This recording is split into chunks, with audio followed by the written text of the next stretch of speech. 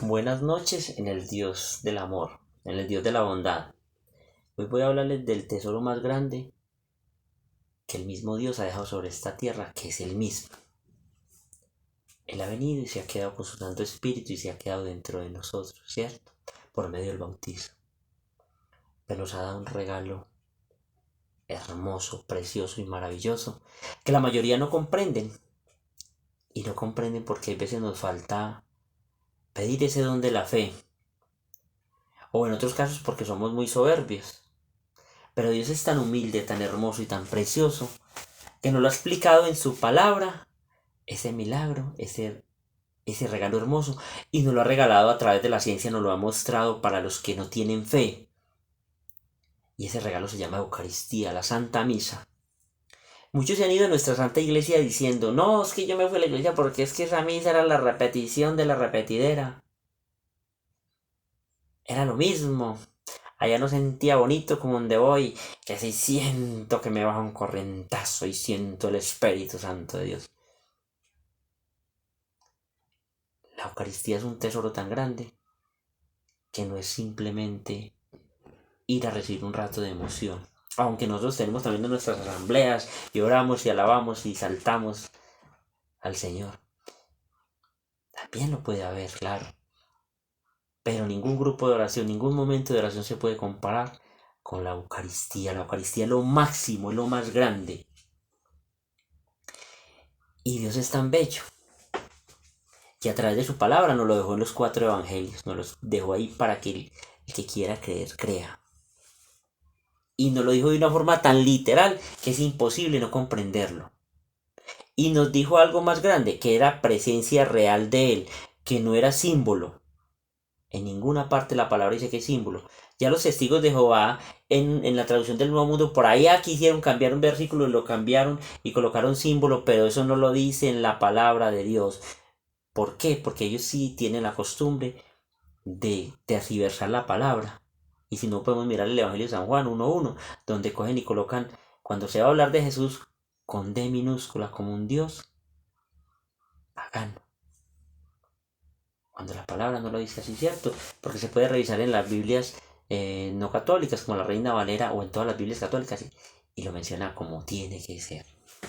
Entonces, la Eucaristía es el tesoro más grande que existe. Si los cristianos, católicos y todos comprendiéramos ese misterio, las iglesias se mantendrían tan abarrotadas que no cabría la gente, tan llenas que no habría dónde. Pero no entendemos ese misterio.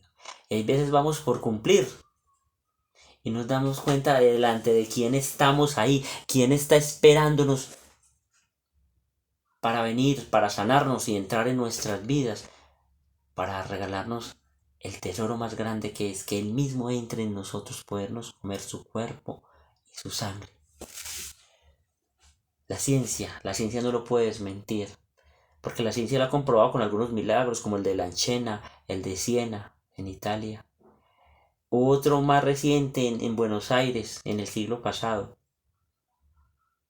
Y hay algo tan bonito, tan hermoso, que es lo siguiente, que cuando ese vino se ha convertido en sangre y esa hostia se ha convertido en carne, que la ciencia ha verificado en los laboratorios, se han dado cuenta de que es que carne del corazón. Y en todos ha sido lo mismo. El mismo tipo de sangre. Los glóbulos no se mueren. Cuando yo tengo entendido, según lo que me han explicado, que los glóbulos después creo que de 15 minutos o media hora se mueren. Supongamos se le cae un pedazo de carne, la sangre que queda ahí, esos glóbulos todo en media hora se muere. Y no ve que se pone duro, como si se cristalizara. En los milagros que han descubierto de la Eucaristía, inclusive el de Lanchena y el de Siena, tengo entendido que tienen más de 1000 años. Y han revisado y los glóbulos siguen vivitos y ese corazón palpitando. Para los que no creen, para los que no creen que lo que Jesús promete en la palabra es verdadero, o para los que tergiversan la palabra de Dios, que dicen que es un simple símbolo. No, no es un símbolo. Jesús lo dijo en varios textos hermosos. Y lo dijo en varios textos muy hermosos. Y lo pueden ustedes leer. Lo dice en el Evangelio de San Juan. Lo explica de una forma hermosa. Desde el verso 35 hasta el 56. Inclusive vamos a leer del verso 48 al 56. Lo dice de una forma maravillosa en el Evangelio de San Lucas. En el capítulo 22, verso 19 y 20. Vuelve y nos lo explica en el capítulo 26 del Evangelio de San Mateo 26 y 27. En Marcos en el capítulo 14, verso 22 al 24. Y ya después de que los apóstoles se fueron, ya San Pablo en la comunidad de los Corintios está celebrando la Eucaristía y lo explica de una forma hermosa en el capítulo 11. Lo pueden buscar, hermoso. Capítulo 11, la primera carta a los Corintios, verso 23 al 29. Y en ese verso 28-29 termina diciendo algo Pablo. Donde fue ese símbolo, Pablo no lo hubiese dicho así, dijo: quien coma y beba del cuerpo y la sangre del Señor sin discernir, come y bebe su propia condenación. Pablo lo está diciendo. Y en el Evangelio de San Lucas, en el capítulo 22, verso 19, dice: coman, que este es mi cuerpo, y beban, que esta es mi sangre. Y después dice: háganlo en memoria mía. En el capítulo 22 del Evangelio de San Lucas, en el verso 20, dice: hágalo en memoria mía. Cuando se habla de memoria significa que es siempre actual. Entonces nos encontramos la palabra y la ciencia, que no puede contradecir la palabra, que va de la mano. Por eso San Juan Pablo II decía que la ciencia tenía, muchas veces, en muchos casos, iba de la mano de la fe, que no podía ser contraria. Por eso, cada que usted mira la creación, se da más cuenta de que hay un Dios todopoderoso que lo hizo todo perfecto. De que esto no es producto de ninguna explosión ni de ninguna evolución, sino del mismo Dios que lo hizo todo. Entonces, cuando ya nos venimos a la palabra de Dios, nos encontramos con un relato maravilloso en el Evangelio de San Juan. Y quiero que me pongan mucha atención en el texto.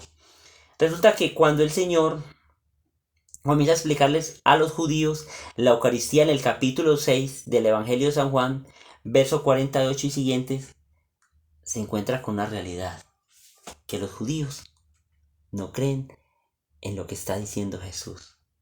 Y ellos no creen, ¿por qué? Porque ellos piensan que Jesús es un profeta, un simple profeta. Ellos no creen que Jesús es el Dios todopoderoso, el Dios que se hizo hombre, el Dios Hijo que vino a la tierra. Y entonces cuando Jesús le comienza a explicar eso, ustedes y yo lo debemos de creer por una sola cosa, porque ustedes y yo creemos que Jesús es Dios. Y vuelvo a lo mismo: es que no crean la palabra, crean la ciencia explica la misa. Un científico que haya visto esos milagros no podrá negarlos. Pero entonces Jesús nos lo dice, para los que creemos en la palabra, nos lo dice de una manera literal, que es imposible no creerlo. Resulta que cuando el pueblo de Israel llegó al desierto, pasó algo. Ese pueblo de Israel comenzó a caminar por el desierto, no había alimento. Entonces ellos le dijeron a Moisés, y Moisés simplemente le pidió a Dios. Y Dios hizo llover del cielo, ¿qué? Maná, pan. Y ellos comían ese pan. Y aquí Jesús nos lo va a explicar y va a hacer la diferencia de que ese pan que comemos después de estar consagrado ya no es pan, que es el cuerpo y la sangre de Jesús. ¿Por qué lo creemos? Porque Jesús lo dijo. Entonces vamos a mirar cómo Jesús primero hace la diferencia entre ese pueblo de Israel que comió un pan físico nomás, y nosotros que comemos un pan que no es pan, que es el cuerpo y la sangre del Señor. Lo creemos porque Jesús lo dijo y porque Jesús, para los incrédulos dejó la ciencia. Dice lo siguiente. Verso 48 dice: yo soy el pan de la vida. Vuestros padres comieron en el maná en el desierto y murieron. Sí, mira que él ya está hablando de eso que pasaba ya, de que el mismo Dios les daba un pan físico, pero igualmente, como cualquiera que come cualquier alimento físico, muere. Pero es que la Eucaristía es un alimento para la vida eterna. Y aquí lo vamos a comprobar. Este es el pan que baja del cielo, el que come de él no muere. Vamos a mirar de cuál pan nos está hablando Jesús. Yo soy el pan vivo bajado del cielo. El que coma de este pan vivirá eternamente. El pan que yo daré es mi carne por la vida del mundo. Los judíos, miren lo que pasaba con los judíos, lo que pasa hoy en la iglesia y lo que pasa con muchos que se han ido de la iglesia, se han separado de la iglesia. Dice, los judíos discutían entre ellos cómo éste puede darnos de comer su carne. Ellos no lo creían. Y miren lo que les dice Jesús. Jesús pudo haber separado para que no se le fuera y decirle, muchachos, sí, dejémoslo en un símbolo, no nos compliquemos, tal, no. Miren lo que les dijo Jesús. ¿Será que nuestro Dios no se acomoda? En Dios hay verdad. Y miren lo que le dice Jesús. Jesús les dijo, os aseguro que si no coméis de la carne del Hijo del Hombre y no bebéis de su sangre, no tendréis vida en vosotros. El que come mi carne y bebe mi sangre tiene vida eterna, y yo lo resucitaré el último día. Y mire lo que sigue diciendo, porque mi carne es verdadera comida y mi sangre es verdadera bebida. El que come mi carne y bebe mi sangre, vive en mí y yo en él. Esa última parte, el que come mi carne y bebe mi sangre, yo vivo en él en mí y yo en él. Cuando yo recibo la Eucaristía, imagínense lo que me vuelvo yo. Por eso en la carta a los Corintios, en el capítulo 3, 15 al 16, dice que nosotros somos templo del Espíritu Santo. Y ahí en este templo entra Dios a habitar. Entonces, muchos dicen, no, yo no puedo comulgar porque vivo en unión libre. Sí, qué lástima, qué tristeza el regalo que se está perdiendo. Pero los que no, ¿qué? Muchos dicen, no, porque es que yo no me confieso con un sacerdote igual de pecador a mí. Ve más pecador que yo. Ese es el mérito de la confesión. Ir donde un sacerdote que puede que sea igual de pecador a mí, o menos pecador, o más. No sabemos. Pero ese es el mérito. Porque Dios, en su infinita bondad, todos estos regalos los dejó sobre hombres. La confesión, el bautizo, el matrimonio. A hombres para que hicieran esta parte. Él no directamente no venía y casaba. Directamente no venía y bautizaba. No, dejó hombres. Y hombres limitados.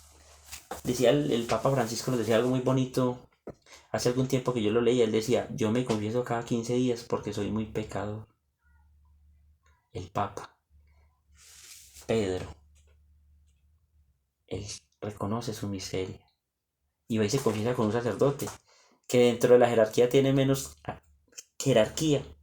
Aunque él dice, no, la jerarquía en Dios es una pirámide. Los que estamos de primeros tenemos que estar por debajo del resto. Y él le dice a los cardenales, pero eso a los sacerdotes, ustedes tienen que estar por debajo de las ovejas. Porque ustedes tienen que estar al servicio sirviéndoles a ellos. Y entonces, hay muchos que se pierden de ese regalo por no confesarse. Por no recibir ese regalo hermoso. Cuando uno ahí se confiesa, uno queda livianitico. Y cuando uno ahí recibe la Eucaristía en gracia de Dios, eso es un gozo que hay en el corazón que no se puede describir. Lo confieso, los mejores años de mi vida son estos 19 o 20 años, no sé, que llevo caminando con el Señor. Es lo mejor que me ha pasado en la vida. Y eso es una alegría que no se puede describir. Pero es una alegría que viene de lo alto, que viene del cielo. ¿Y es por qué? Porque uno deja que el mismo Dios entre dentro de uno. Dentro de este miserable pecador. Porque la gente piensa que los que vamos a la iglesia somos los más santos y no, somos los más necesitados. Alguien me decía, cuando de otra iglesia, me decía una señora, no, pero es que Pedro sí podía confesar, porque es que Pedro era muy santo y los apóstoles. Y yo digo, hombre, Pedro negó a Jesús 3 veces y por mucho una oreja. Juan y Santiago se estaban peleando el primer lugar. Judas vendió al Señor por unas monedas y el resto lo abandonaron y no dieron testimonio. Y sin embargo Jesús no les quitó el ministerio, porque Dios en esos ministerios coloca pecadores, pero también para que nosotros nos hagamos pequeños, para que demos toda esa soberbia que hay en nuestros corazones, para que nos quitemos ese dedo que siempre le gusta juzgar y señalar. El mejor regalo que hay de todos es la Eucaristía. Y es lo más bíblico que hay en la Biblia. Y ya cuando los apóstoles mueren, que Pablo comienza cuando Pablo comienza en Corintios a dar la Eucaristía, él la explica de una forma maravillosa. Yo no sé si lo dije ahorita, en el capítulo 11, verso 23 al 29. Y él dice, esta tradición que yo recibí del Señor. Yo sé que Pablo no conocía al Señor físicamente, pero lo conocía a través de la iglesia. Y comenzó a celebrar la Eucaristía. Y nos hace una advertencia, dice, el que coma y beba el cuerpo del Señor indignamente, come y bebe su propia condenación. Ya en el verso 28 y 29. Pero cuando recibimos la Eucaristía en gracia de Dios, esa es la alegría más grande que podemos sentir. De que te estás perdiendo. ¿Por qué estás cambiando a Dios? Hay veces cambiamos a Dios por el adulterio, por la fornicación, por cualquier vicio. Que finalmente nos va a dar una emoción o un placer por un instante, pero después vamos a quedar más vacíos. Con Jesús no. Y con Jesús nuestra mirada va a estar hacia la eternidad. Qué regalo tan maravilloso es la Eucaristía. Ahí les dejé los textos para que los busquen. Y en ninguno de ellos el Señor dice símbolo.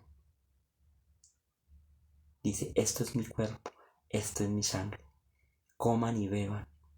Y dice que toman en sus manos el pan y la copa de vino. Eso es una hermosura. ¿De qué se estás perdiendo, muchachos? Dios tiene el mejor tesoro para ustedes y para mí. Y allá no vamos los más virtuosos ni los más santos. Vuelvo y lo repito, los más necesitados. Dios me los bendiga.